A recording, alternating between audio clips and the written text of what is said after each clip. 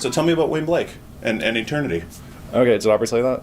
No, I haven't talked to her yet. Okay, yeah, it's a poem that really deeply affected me, I think, when I was younger, and I think it applies explicitly to this film. Like, originally the title was Winged Life, which is one of the lines from the poem.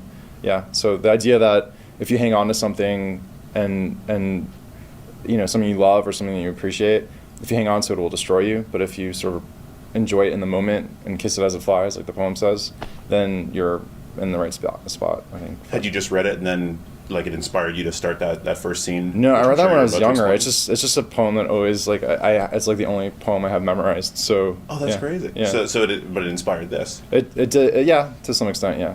What kind of into letting things go? I mean, the movie. I mean, it's a zombie movie, but it's not really a zombie. People who don't like zombie movies are going to love this movie anyway, just because it's a story about letting go and like reconnecting and that whole thing. Yeah, I think, you know, if you think of it as sort of obviously a metaphor instead of taking it literally, then, you know, when people die, you're supposed to appreciate it in the moment and not hang on to them, you know, obviously after they've gone, and wanting them to come back and then having that wish fulfilled is clearly not the best move. So, right. Yeah. We don't have much time, so I just want to go the hardest scene to either write that took forever to get right or during shooting. The hardest scene to shoot was probably I don't want to spoiler. I don't know. Yeah. The hardest scene to write. Okay. I know what your answer is for shooting, so let's go writing. The hardest scene to write would be probably just the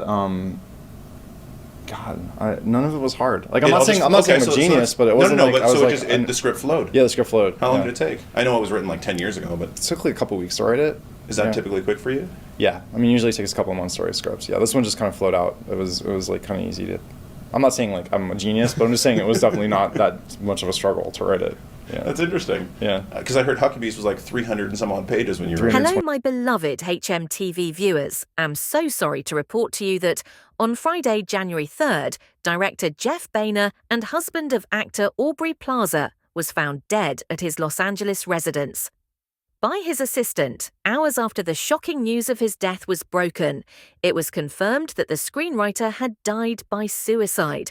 This according to Los Angeles Medical Examiner records. Jeff was the husband of actor and comedian Aubrey. Over the years, the two have collaborated on several projects, such as horror comedy Life After Beth, Cinema Toast, and The Little Hours. Baena and Plaza have largely kept their love lives out of the public eye. Not much is known about their relationship, but the couple met in 2011. Their professional companionship began with Baena's directorial debut, Life After Beth, a 2014 zombie comedy that also starred Aubrey Plaza. After years of dating, the couple secretly tied the knot during the COVID-19 pandemic, and the actor casually announced her marriage with an Instagram post, reading, "So proud of my darling husband." A lot of things happened during COVID for me. Yes, we got married. Big deal, Plaza said during her appearance on the Ellen DeGeneres show. We got a little bored one night. We got married and I'll tell you how. onehourmarriage.com. That's real. Look it up. Hailing her husband, the Agatha All Along actor told People, "I think that when you're with someone that is in your field, they understand what you're dealing with on a deeper level. So obviously you are able to support each other and really understand kind of the journey that we're both on." Born and raised in Miami, the filmmaker graduated from New York University before he pursued his passion for making films and moved to Los Angeles.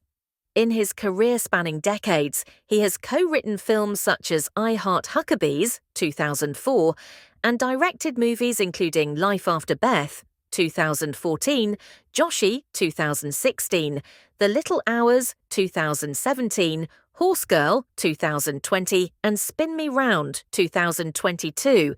May his soul rest in eternal